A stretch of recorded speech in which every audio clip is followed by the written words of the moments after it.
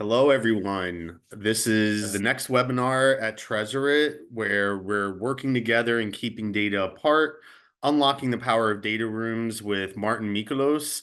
My name is Stillman. I'm the head of product marketing at Tresorit. Before we get into the introductions, I wanted to do a couple of housekeeping as usual. If you have any questions, please go ahead and add them into the chat section. Yes, we are recording and we'll be able to share those recordings. Any questions that we don't have a chance to answer, we will make sure when we send the recording out, we send answers to those questions as well.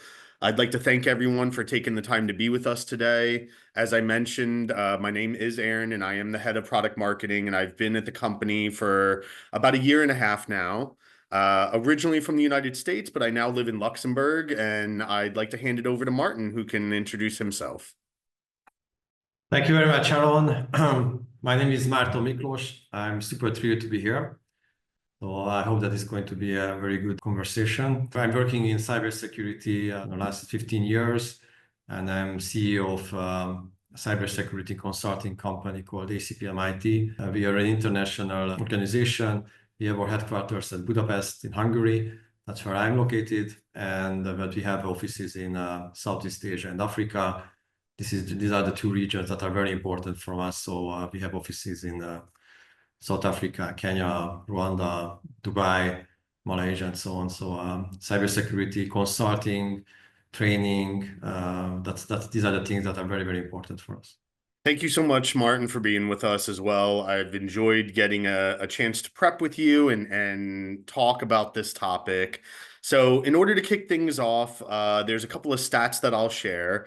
The first one is coming from Veritas, and I think all of us on the call, we understand the necessity around sharing sensitive information, but the challenges for businesses that exist. And what we see in this report is that 71% of employees sort of worldwide, globally, are using a variety of tools like instant messaging, business collaboration tools to share very secure, sensitive, business critical data. And once shared, companies are often losing visibility and control over this information. So it's a never-ending battle between wanting to get the job done, but needing to do it in a way where you're really safe and you're protecting that sensitive information. The other stat that I'll share is coming from IBM in 2024, the cost of data breach. And this one is sort of highlighting the growing issue of shadow data. So what we can see in the report is that 35% of breaches now involve shadow data, revealing, the proliferation of unmanaged data and how much it's becoming harder and harder for businesses to track and safeguard and protect all of the sensitive information. So with those two stats, the sort of first question for you, Marton, because you live your life in this world of cybersecurity, is if you could talk a little bit about some of the common business challenges when sharing sensitive information, in particular outside of the organization with external people, based on your experience. Sure. But actually, let me share you some data. This is actually something that we just acquired freshly. So according to Gartner, 68% of data breaches in 2024, so basically this year, is still happening due to human error, human factor. And that big part of the humans not properly handling the data they have access to. So that's basically one of the major problems that the attackers exploit. Actually, it's even today, it's not breaching the technical infrastructure where companies fail in most of the cases. In many cases is basically data is leaked out from the company. They're falling for phishing emails and so on, and various malwares are delivered via different methods, emails, which is basically the primary means. But also there is a lot of vulnerabilities due to incorrectly sharing data, not handling data correctly. And there are many kind of, let's call it, mistakes that people are doing. Typically they're sharing data without knowing who's on the other side. Is it an email box? Is it a protected data storage? They're sending out unencrypted data, unencrypted emails, unencrypted data. They don't delete confidential files and so on. We can actually go over. I have a long list of this later on in the discussion. And so the way the threat landscape develops in cybersecurity, data sharing became a very major vulnerability for many companies. Yeah, it's sort of fascinating in a way that it's 2024 and we're sort of talking about the same things that we've been talking about for 25 plus years, phishing emails and not knowing who's on the other side and sort of this human element. So it's, really fascinating that we're continuing to see the advancements in technology with AI and all the sophistication and the things, but at the end of the day, it sort of keeps coming back to the human element and the fact that we're all driven to be productive and efficient and we're trying to get our jobs done.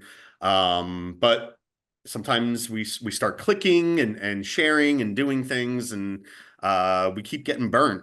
So that leads us sort of to this next topic. And very ironically, you were just talking to me about the event you were at where, we didn't know this was going to happen. We consciously prepared to talk about NIS2. And this came up at the event you were at. And so it's almost like there's nowhere you can go today in Europe and maybe even in other parts of the world without hearing about NIS2. But there's a ton of attention. This is a directive that's designed to strengthen the cybersecurity posture. A centerpiece of this, is encryption, end-to-end encryption. So it's right in the sweet spot for Tresorit, but these cyber attacks continue to occur, and so regulations continue to come out. So with all of that being said, the question for you who are on this topic is, with NIS2's introduction, it raises a lot of questions for businesses on how they're going to adapt their information sharing process. Everybody wants to, for the most part, comply and be, within these regulatory constraints, but yet still be able to grow their business. So tell us a little bit about this. How does NIS2 and sort of related regulations like DORA for the financial industry, how does it all affect the information sharing, which is so critical to business? What sort of secure solutions can companies implement? Talk us through that, because I know, you're spending a lot of time on this topic. Yeah, this is very important for us actually in Europe, and we are, like I said, we are spending a lot of time and resources to make sure that we can help our customers to prepare for it. And look, NIS2 is a directive, so it does not explicitly require technologies and solutions, but it basically creates requirements that if you want to comply with that, for example, for a mandatory reporting, for cooperation and collaboration, and also information sharing and the data privacy, you have to step up your game, and in many levels. And one of them is our topic, the data sharing. And obviously, NIS2 is implemented in the European Union countries independently by each country. It creates a new law and regulations around it. But I can say it for sure now, having a look at a couple of countries who are already implementing NIS2 on a regulatory level, that you have to implement a proper virtual data room when it comes to data sharing. You will not be NIS2 compliant with your ordinary tools of sending out emails and sharing documents via emails or web-based data storage solutions and so on. If any company continues to use this type of, I mean, we can call it now a little bit obsolete ways of sharing data and also vulnerable ways of sharing data. They will not be NIS2 compliant. So what we see from when it comes to this topic is that the requirements by NIS2 on audit trail, on encryption, on logging, on continuous monitoring, reporting, and everything is just impossible to comply with unless you implement a proper virtual data rule. So the data sharing in companies, has to be put to absolutely next level. Yep, it's I love, this is the topic of the day, so I'm glad we're getting into it. We really had a good laugh the first time this came up, and so I wanted to take a minute to talk a little bit about just the word virtual data room. I know the two of us are old enough to remember that initially in the beginning, this was a physical room where people would come in with their cardboard boxes full of paper and lock the room, where some business, women and men and lawyers and financial advisors would all sit around the room looking at the paperwork. And it was a data room where all the data was. And so it was that the origins. And then it sort of transitioned, just like everything, into the virtual internet software space. And the very first use case, and what a lot of people still today think about when they hear virtual data room, is mergers and acquisitions, because that was the original paperwork kind of thing.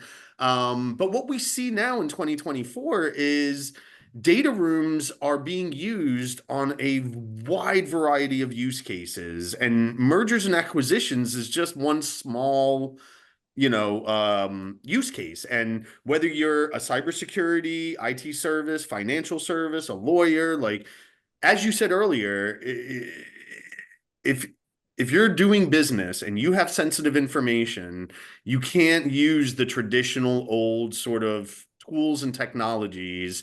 You're going to need, something a little bit more sophisticated. Um, so, so with all of that sort of said, the question is, go ahead and explore the role of data rooms in protecting the sensitive information. Give us some examples of what you use a data room for, and then we'll continue sort of breaking it down with some follow-up questions. But let's just sort of, level set here.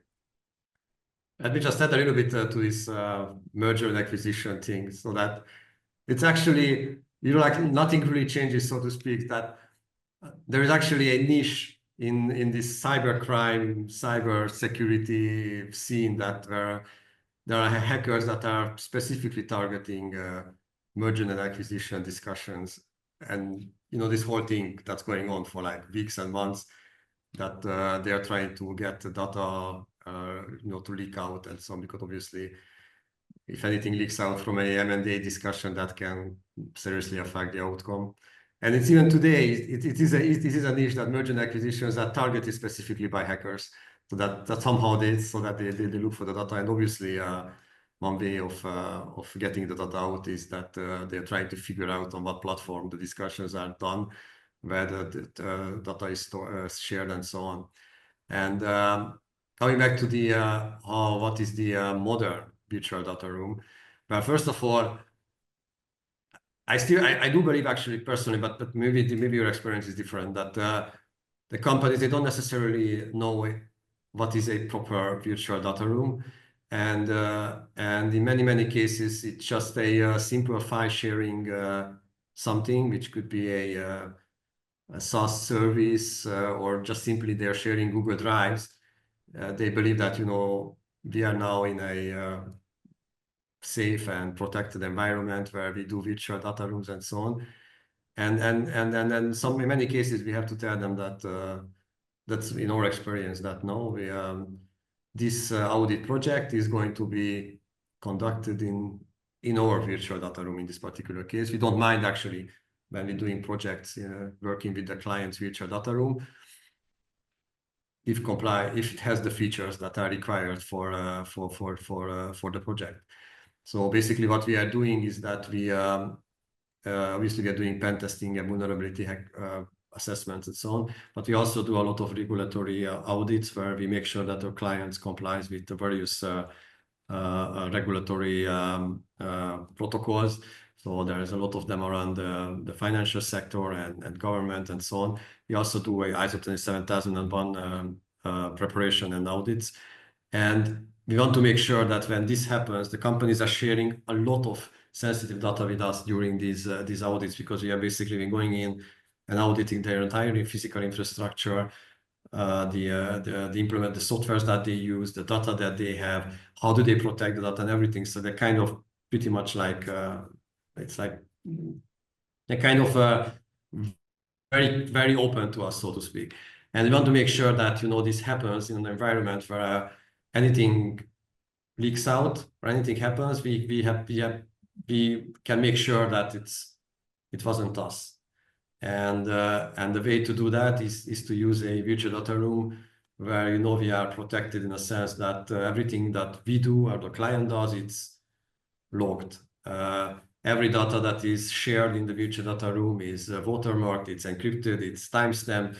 Everything that we do can be traced back. We can show them that, look, we modified this document 5 times, but we haven't touched it in the last 2 weeks. So if anything made changes to it, that wasn't us, and so on, and go back to have a proper change control, and so on and so on. So this is very important for us to make sure that obviously we sign NDAs and so on, and we don't want those NDA to be actually called. On the other hand, this also protects the client, because if a client has a very good virtual data room, then it's a way of them on exercising control over the auditors or the project team. Because actually, virtual data rooms are not only used in auditing, they can be used in ordinary projects.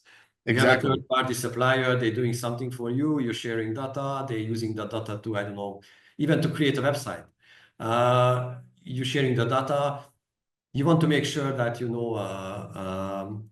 see what's happening, and you want to make sure that if, let's say, it's really them who are leaking out data, then you can trace that document back because it has a watermark on it, for example.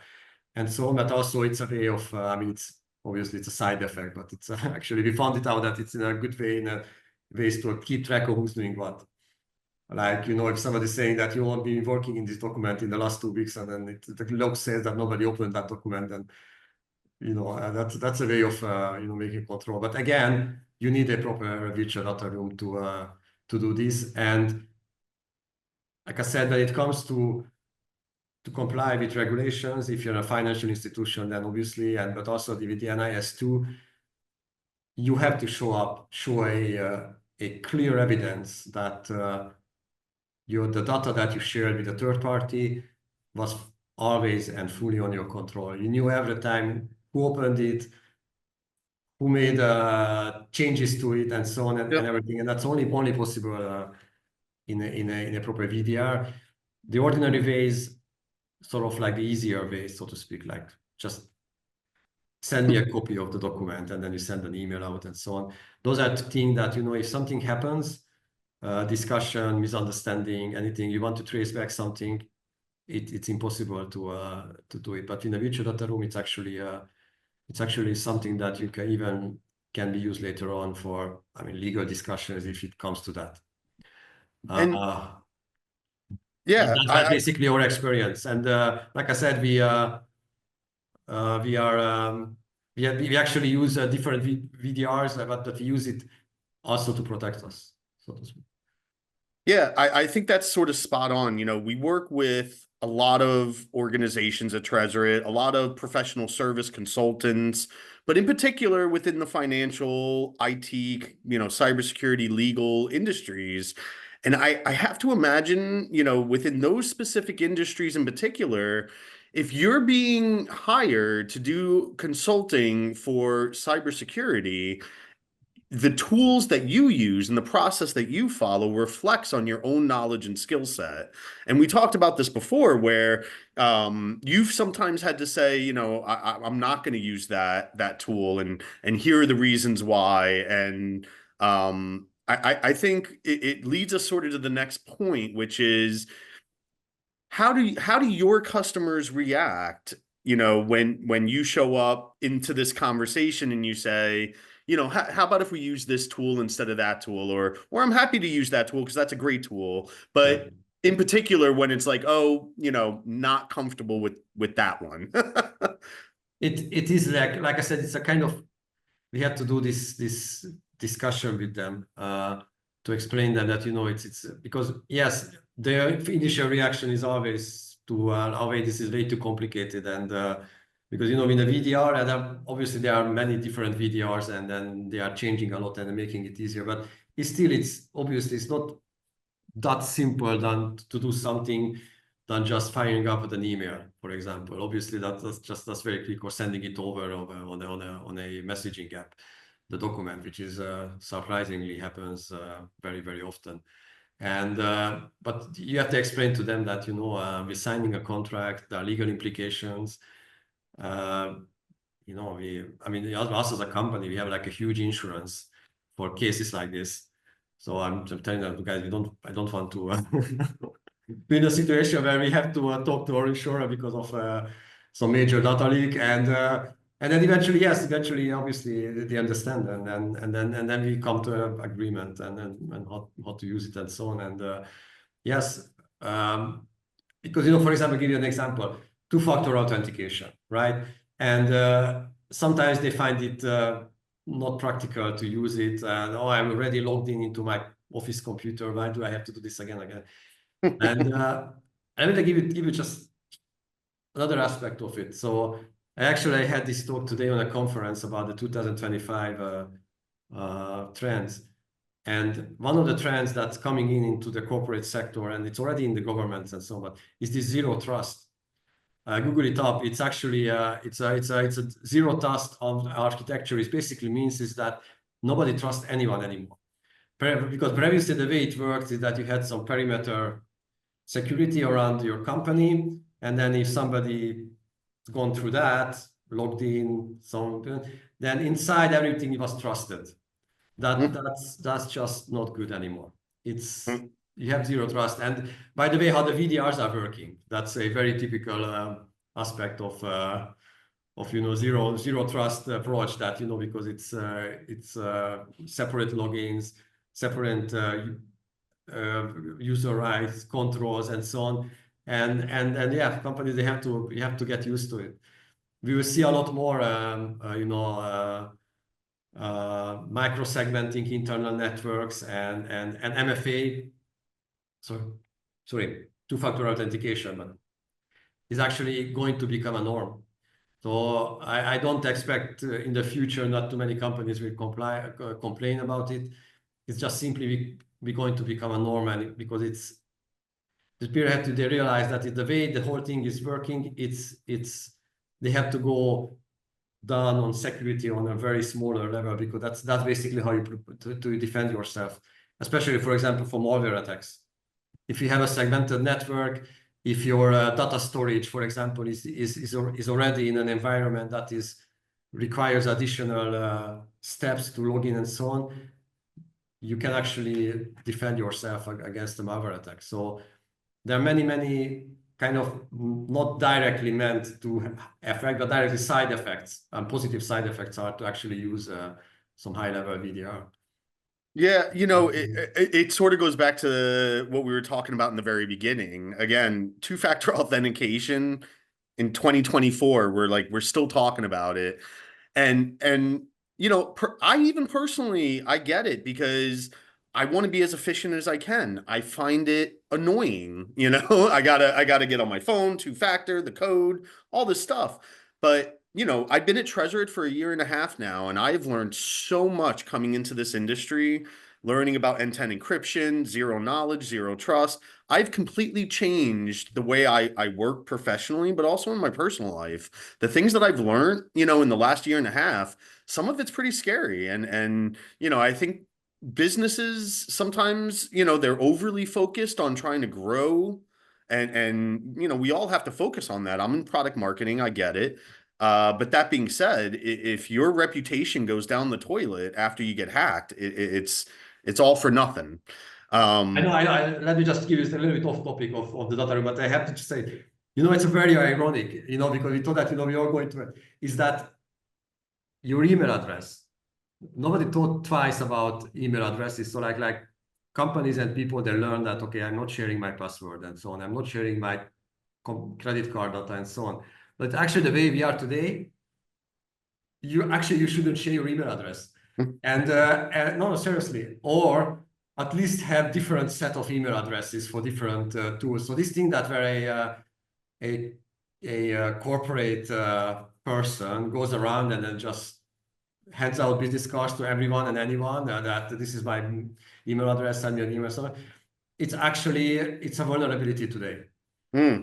That's And interesting. the same applies because, you know, if they get hold of their somehow the information on what, let's say, virtual data room they use as a SaaS, having their email address, they assume that's the same email address they used on, and they're already halfway there. And Yeah, actually, you're telling people that be a little bit, you know, use a different address for like I don't know, not important things, and then because this is where we are now. that's That yeah, it's unfortunate, but it's a really good point. So okay, let's transition. You know, I'm sort of keeping my eye on the time. I'm going to combine two questions into one for you, Martin. So we've been talking about data rooms and the importance and the fact that it's available, you know, for lots of different use cases, pretty much any project. yes. But there's also a lot of companies that sort of represent themselves as a data room, and it can be difficult. And you sort of referenced earlier that yeah, we are still in a place, I think. I agree with you, where people hear virtual data room and they only think M&A and they're not thinking about anything else. And they're also not necessarily 100% understanding or knowledgeable about like, well, what is a data room? So talk us through a little bit about, you know, what you consider to be top of mind, you know, critical if somebody is considering a virtual data room. You know, we talked about encryption and Yes. two-factor. I think you even mentioned watermarks, but go ahead and sort of talk us through what is it, you know, that people need to be aware of and stay away from and what they should focus on. So there are many features, but I'll just mention the most important ones. So the access controls, you have to have some very good, robust, but also customizable, granular permission controls on who can access the data room and what they can see and so on. So it has to be very sophisticated. And then another thing that I believe I found actually was the most important, and obviously security is important, is the analytics and reporting, the audit trail, the logging, activity tracking, the security analytics. This has to be very good because it's, even if it's an ordinary project, it will come up. Who had access to data? What did they do with the data? What happened? And you know, if everything goes well, then it's fine. Everything goes well. But as long as there is just a little bit of, you know, and we're not even talking about data breach. We're even talking about things like a forensic investigation into what happened. How did a malware get into a company? Was it uploaded into the data room by a third-party vendor? And stuff like that. That it's it really has to have these type of features. And also, obviously, collaboration features are very good and makes the project go easy if can be have a annotation for, let's say, some high level annotation features, commenting features, very good version control, you know, where people can roll back and so on, and also integration with some other tools or you know, people where they can do cooperation on documents and so on. So these are actually the main features that we believe that, you know, every virtual data room should have. And of course, the differentiator is always going to be that to have an intuitive interface, to be easy to use, and so on. But you know, if you really want to make sure that, you know, you're covering your bases when it comes to cybersecurity and also NIS2, but also it's just basically a good hygiene, project hygiene, so to speak, to use something which has all of these features. We believe All that right. this is very important. And then we actually we use this in our projects, and yeah, it helped us actually in many cases. Yep. So I think we're at the point now where we want to sort of shift into questions and answers. So if you do have any, please go ahead and use that Q&A. I do see we have one question. So this one might actually be for me, Martin. The question here is, do all people who have access to Tresorit data room have to be a Tresorit member, i.e. have a Tresorit account? Or can they be simply invited by a Tresorit account owner to have access? So that's a fantastic question. The very short answer is no, you don't have to have a Tresorit account in the way you're describing it. So there's a lot of functionality within Tresorit that allows you to share information via links with all of the security and controls in place, with watermarks and things of that nature, where the person on the other side isn't logging in, they don't have to register, and they're able to access that information, which is fully sort of end-to-end encrypted. At a certain point, it depends on the level of functionality and collaboration that you want to have with those individuals. But hopefully that helps answer the question. I'm gonna go ahead and give, let's say, another minute, maybe, if anybody else has any questions. And in the meantime, I'm gonna pop my LinkedIn profile just in case folks want to connect. I'm very happy to do so. Martin, if you want to do the same, go ahead. I'm kind of doing this ad hoc. We didn't plan it. Oh yeah, sure, of course. All right, I think we can wrap it up. Martin, thank you so much for spending the time with us. It was great prepping with you. I learned a lot. I enjoy doing these webinars, so thanks for, spending the time. Thank you very much, Aaron. This was a very nice discussion. I really enjoyed it. So yeah, it's a All pleasure. right. Well, have a good day, everybody. I'll talk to you soon. Bye. Thank you. Bye bye.